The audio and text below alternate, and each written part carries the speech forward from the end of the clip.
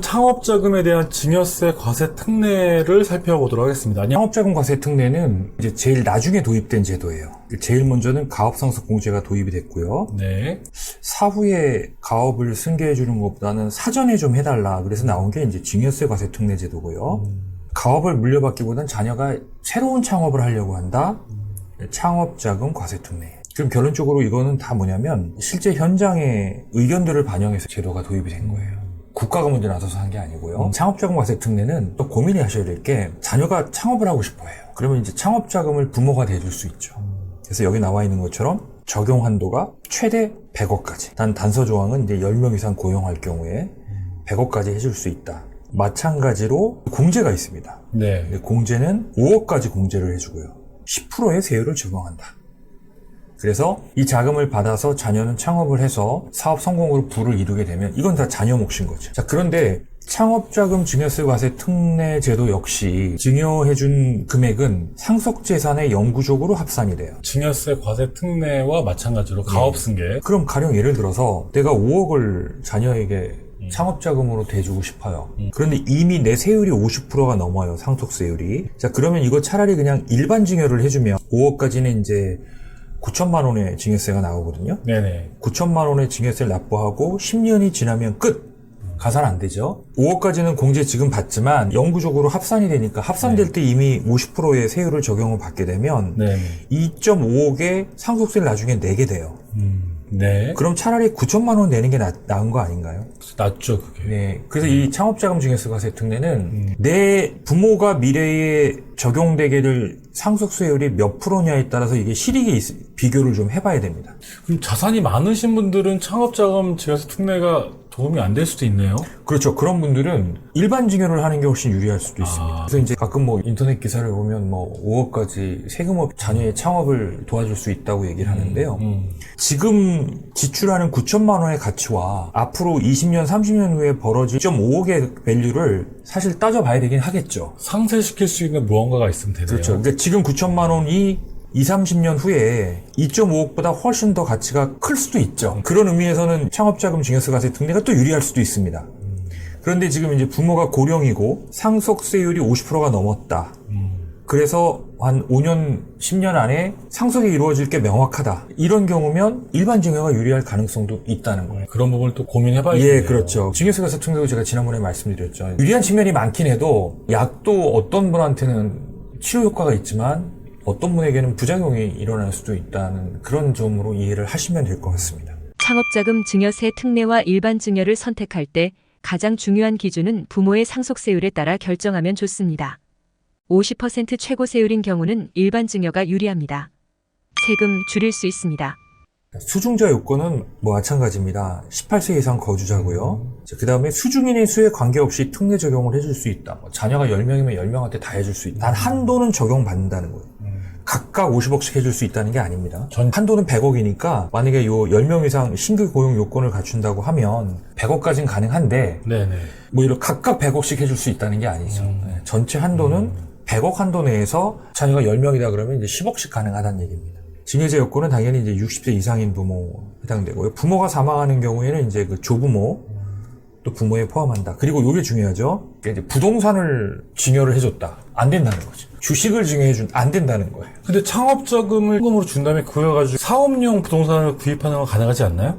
그 자금을 갖고 본인이 사업용 자산을 구매하는 거고 처음부터 줄 때는 안 증여 물건이 양도세 과세 대상 자산이 돼서는 안 된다는 거죠. 창업자금에 대한 증여세 과세 특례와 가업승계 증여세 과세 특례를 한번 비교해 보시는 것도 의미가 있을 것 같아요. 요것도 고민을 많이 하실 것 같아요. 근데 이거는 고민이 달라요. 왜냐하면 요거는 사업을 물려받는 거고요. 요건 이제 뭐예요? 별도의 자기 창업을 하는 거예요. 그런데 이런 경우 있습니다. 자녀 회사를 신설법인을 만들어줘요. 법인을 신설해줍니다. 네. 창업에 해당이 되죠.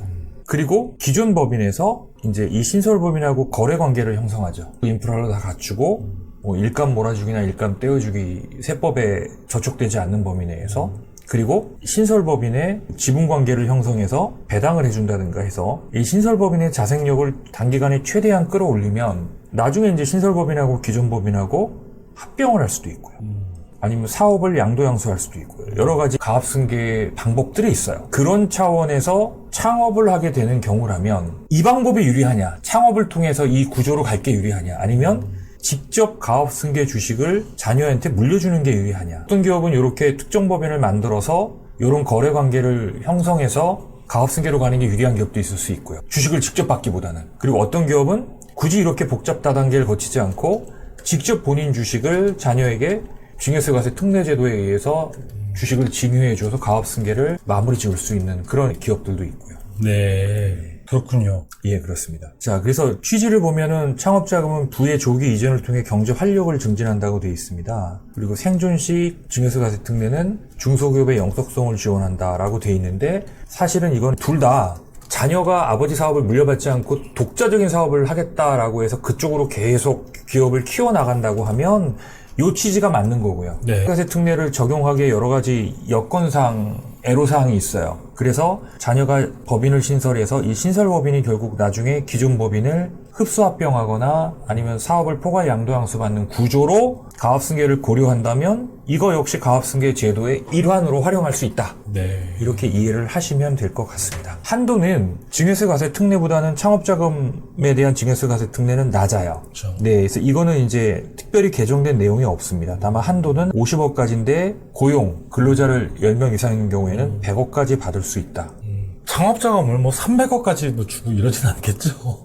그렇죠. 네. 이내에 창업을 해야 되고 4년 이내에 창업자금을 해당 목적에 사용해야 됩니다. 네. 과세특례는 증여세가 특례 10억인데 이거는 이제 5억까지만 공제해준다. 이게 좀 차후가 되겠죠. 자, 사후관리 같은 경우도 창업자금에 대한 증여세 과세 특례 요건이 좀 더 빡세요. 그러네요. 근데 보면은 이제 창업자금 받아다가 코인 투자하고 정성 카지노 가가지고 갬블하고 그럴 수도 있잖아요. 네네. 예, 그리고 창업자금에 썼다고 영수증만 붙여놓을 수도 있잖아요.